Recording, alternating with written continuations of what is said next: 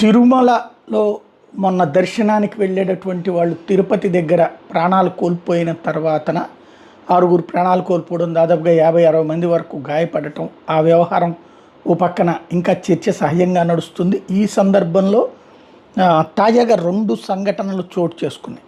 ఒకటి, కొండపైకి వెళ్ళేటటువంటి సందర్భంగా ఒక బస్సు పార్కింగ్ ఇలా చెయ్యొచ్చా లేదా ఇలా తిప్పచ్చా బస్సు అనేటటువంటి డౌట్ వచ్చిన సందర్భం. అయితే అది తిరుమల తిరుపతి దేవస్థానానికి ఏం సంబంధం లేదు, పాలక మండలికి ఏం సంబంధం లేదు, ఆర్టీసీకి సంబంధించినటువంటి డ్రైవింగ్లో ఉన్నటువంటి లోపం.